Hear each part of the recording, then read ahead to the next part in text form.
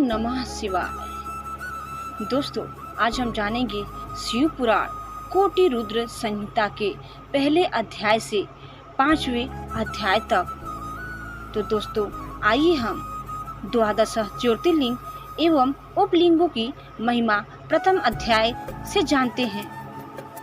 निर्विकार होते हुए जो भी अपनी माया से विराट विश्व का आकार धारण करते हैं, स्वर्ग और मोक्ष जिनकी कृपा से वैभव माने जाते हैं, जिन्हें मुनि जन सदा अपने हृदय में अद्वितीय आत्मज्ञानंदन रूप में देखते हैं, उन दिव्य तेज से संपन्न भगवान शिव शंकर, जिनका आधा शरीर शैलराज पुत्री देवी पार्वती से सुशोभित है, उन्हें सदैव मेरा नमस्कार है।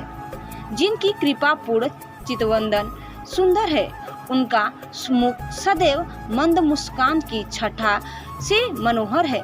चंद्रमा की कलाएं जिनके स्वरूप को निर्मल उज्जवल करती है, जो त्रितापों को शांत करते हैं, जिनका स्वरूप सच्चिन्मय एवं परमानंद स्वरूप से प्रकाशित होता है, जो सदा गिरजानंदिनी पार्वती के साथ विराजते हैं, वे शिव नामक तेजपुंज सबका मंगल करें।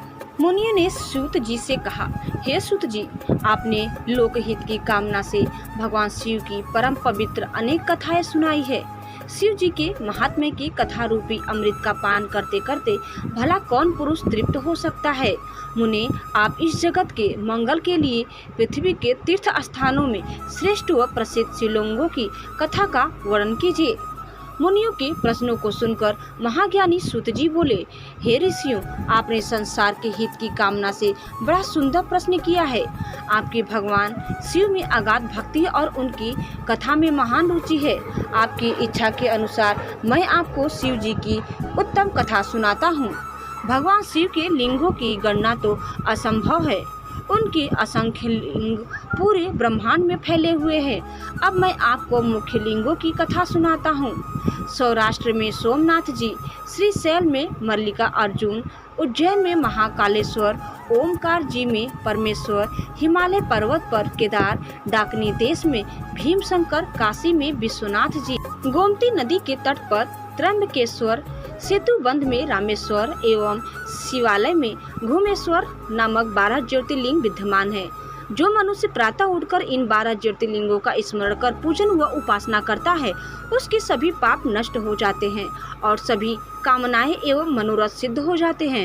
इन ज्योतिर्लिंगों पर चढ़ा हुआ नैवेद्य का प्रसाद ग्रहण करने से मनुष्यों के सभी पाप नष्ट हो जाते हैं तथा समस्त भोगों को भोग कर वह मोक्ष को प्राप्त होता है। निम्न जाति का कोई व्यक्ति यदि किसी लिंग का दर्शन कर ले तो वह उच्च कुल में जन्म लेता है। इन 12 ज्योतिर्लिंगों की महिमा का वर्णन स्वयं ब्रह्मा जी, श्री हरि, विष्णु तथा अन्य देवता भी नहीं कर सकते। धरती और समुद्र के मिलने वाले स्थान पर सोमेश्वर जी का अन्नकेश नामक लिंग है। मल्लिका अर्जुन से प्रकट रुद्रेश्वर नामक उपलिंग जग प्रसिद्ध है और भृगु में स्थित है। नर्मदा तटी नदी के तट पर स्थित महाकाल शिवलिंग का दुग्धेश नामक उपलिंग है, जो सुख देने वाला है। उसी प्रकार ओमकारेश्वर का उपलिंग कर्दमेश्वर नाम से बिंदु सरोवर के तट पर है। केदारेश्वर का उपलिंग भूतेश्वर नाम से यमुना नदी के तट पर है। यह पापों का नाश करता है। भीमेश्वर उपलिंग भीमशंकर नामक ज्योतिर्लिंग का है और सहा पर्वत पर स्थित है।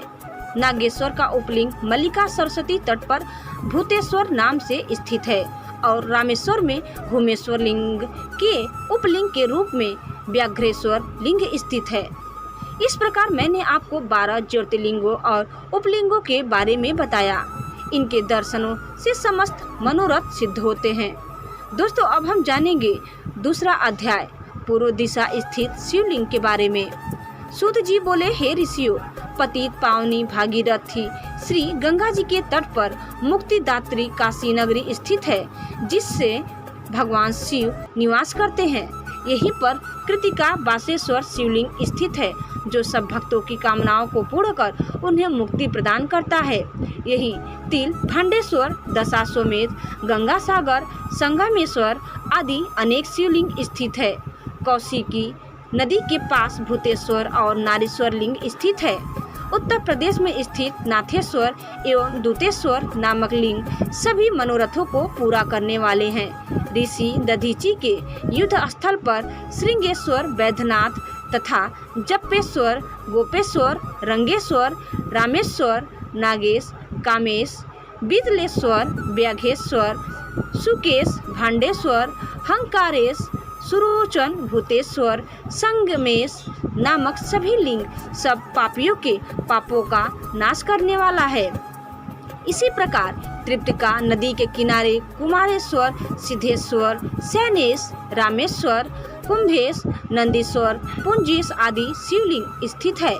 दशाश्वमेध नामक तीर्थ जो प्रयाग में है, धर्म, अर्थ, काम, मोक्ष देने वाला है और यहाँ परम ब्रह्मेश्वर शिवलिंग स्थित है। यह लिंग स्वयं ब्रह्मा जी द्वारा स्थापित है। सोमेश्वर, ब्रह्मतेज वर्धक, भारद्वाजेश्वर, शूल, टंकेश्वर एवं माधेश्वर लिंग यही स्थित है। रघुवंशियों की नगरी अयोध्या में नागेश शिवलिंग स्थित है जो भक्तों को सुख देने वाला तथा अभीष्ट को पूर्ण करने वाला है। इसी नगरी में भुवनेश व लोकेश नामक महाशिवलिंग स्थित है। कामेश्वर, शुद्धिकर्ता गणेश, शुक्रेश्वर एवं शुक्र सिद्धि नामक शिवलिंग लोक कल्याण हेतु स्थापित किए गए हैं। सिंधु नदी के किनारे बटेश्वर, कृपालेश एवं वक्रेश आदि लिंग स्थित है। धूतपापेश्वर, भीमेश्वर, सुरेश्वर आदि लिंगों को साक्षात परमेश्वर मानकर आराधना की जाती है। समुद्र के किनारे रामेश्वर, बिमलेश्वर, कंटेश्वर, नागेश्वर व धनुर्केश आदि लिंग महाप्रसिद्ध है। चंद्रेश्वर लिंग की कांति चंद्रमा के समान उज्जवल है। इसके अतिरिक्त विद्येश्वर, विंध्येश्वर, कर्मदेमेश, कीटिश, नागेश्वर, अंतेश्वर, योगेश्वर, वैद्यनाथेश्वर, कोटीश्वर, शैतेश्वर, भद्र नामक चंगीश्वर व संगमेश्वर नामक ये शिवलिंग पूर्व दिशा में स्थित है। दोस्तों, अब हम जानेंगे तीसरा अध्याय, अनसुईया एवं अत्रि मुनि का तप। सूत जी बोले, हे ऋषियों, ब्रह्मा जी की नगरी में चित्रकूट नामक पर्वत है। वहाँ ब्रह्मा जी द्वारा मंत्र गय्यद शिवलिंग स्थित है जो सभी प्रकार की संपत्ति देने वाला है। इसी प्रकार पूरे संसार में अनेक परम पावन शिवलिंग स्थापित है जो मनोरथों को पूर्ण करने वाले तथा भोग मोक्ष प्रदान करने वाले हैं। पापों का नाश करने वाली गोदावरी नदी के पश्चिम में पशुपति नामक शिवलिंग स्थित है। वहां से दक्षिण की ओर जगत का हित करने वाला एवं अत्रि ऋषि की पत्नी देवी अनसुईया को आनंद देने वाला अत्रिश्वर लिंग स्थित है। सूत जी की वाणी से अत्रिश्वर लिंग व देवी अनसुईया के बारे में सुनकर ऋषियों ने पूछा, हे सूत जी, इस अत्रिश्वर शिवलिंग की उत्पत्ति कैसे हुई और इससे देवी अनसुईया का क्या संबंध है? इस विषय में हमें बताइए। तब ऋषियों द्वारा उठाए गए प्रश्न का उत्तर देते हुए सूत जी बोले, ऋषियों, दक्षिण में चित्रकूट पर्वत के निकट कामद नाम का वन है। ब्रह्मा जी के पुत्र महर्षि अत्रि अपनी पत्नी अनसुईया के साथ इसी स्थान पर निवास करते थे। एक समय की बात है, उस वन में 100 वर्षों तक वर्षा नहीं हुई। अकाल पड़ गया। मनुष्य पानी और भोजन के लिए तरसने लगे। चारों ओर दुख ही दुख था। लोग अन्न जल के अभाव में मर रहे थे। यह स्थिति देखकर महर्षि अत्रि व देवी अनसुईया बहुत व्याकुल हो गए। तब अनसुईया ने अपने पति से कहा, स्वामी, मैं इन प्राणियों को इस दुख में की स्थिति में नहीं देख सकती। कुछ प्रयत्न कीजिए ताकि इनके दुख दूर हो जाए और प्रसन्नता छा जाए।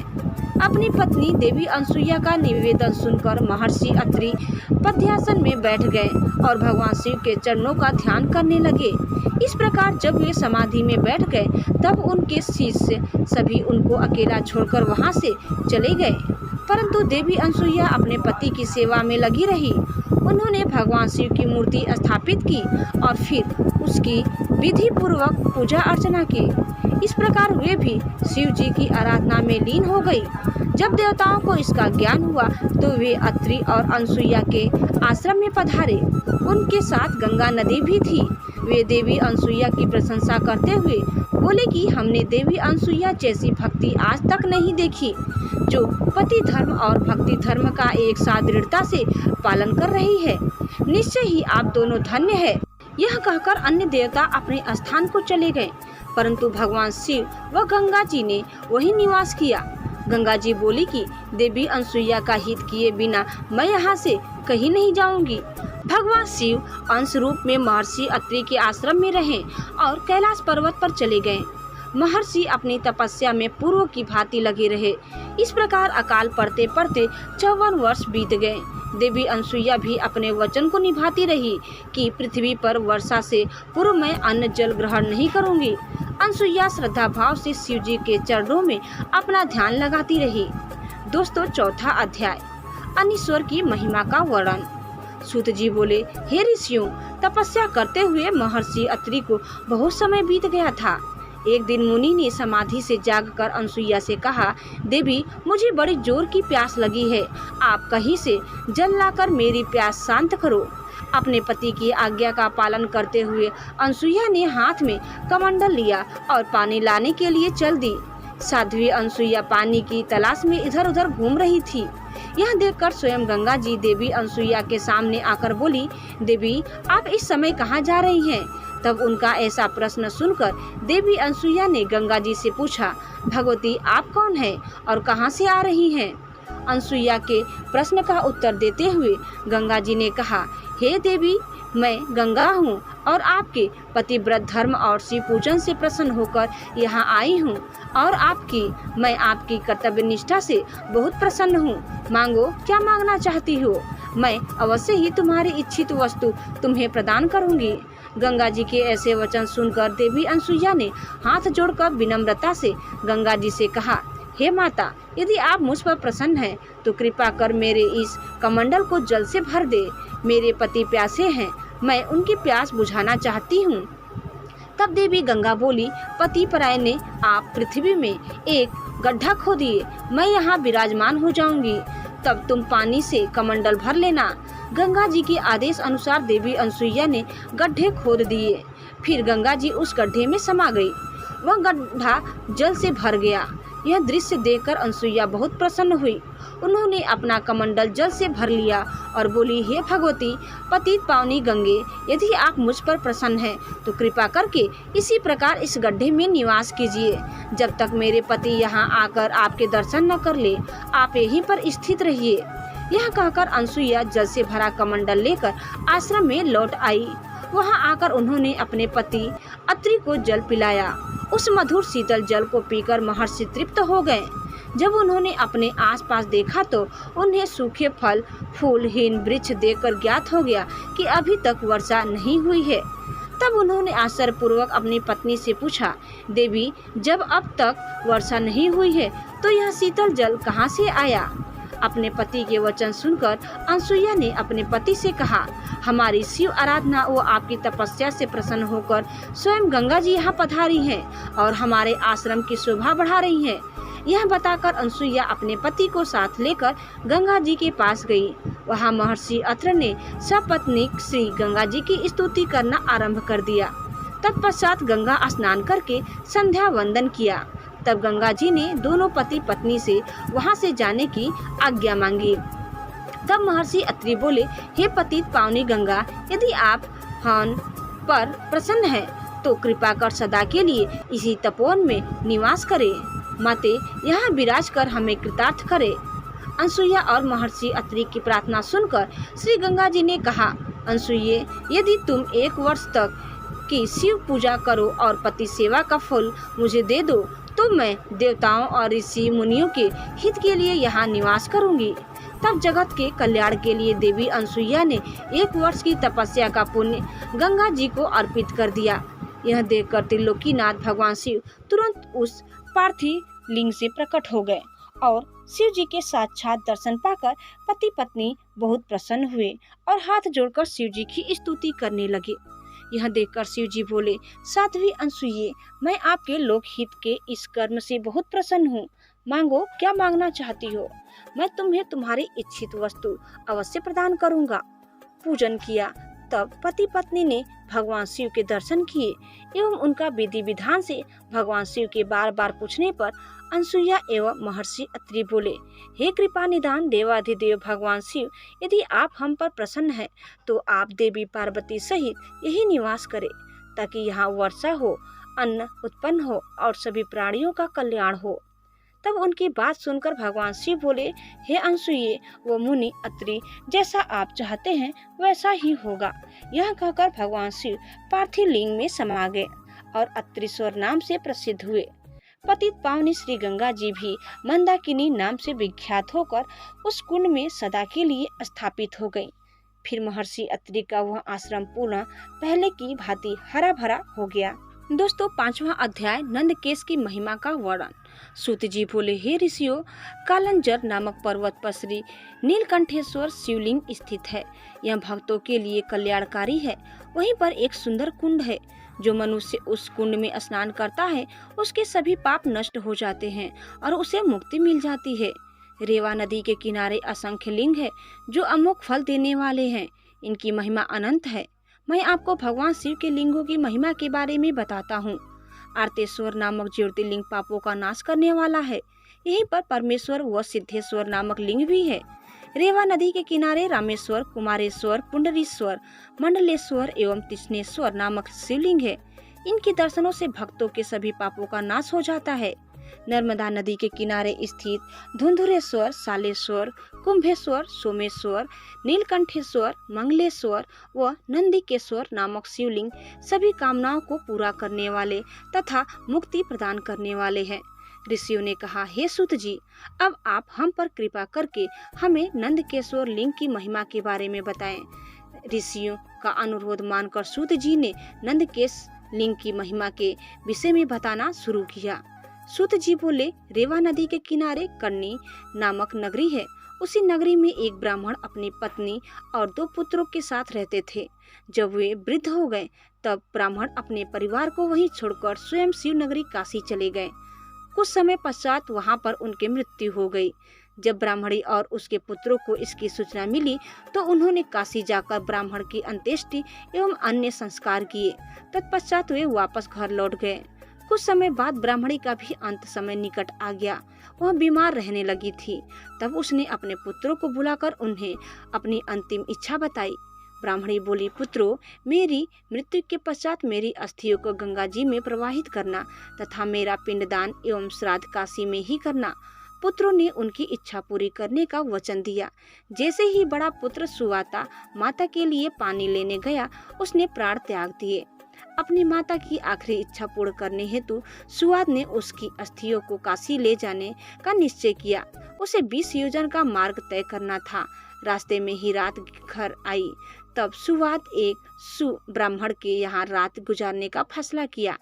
उस ब्राह्मण के घर रुककर सुवात भगवान शिव का पूजन करने के पश्चात वहीं पर विश्राम करने लगा। तभी वहाँ उसे एक अद्भुत बात दिखाई दी।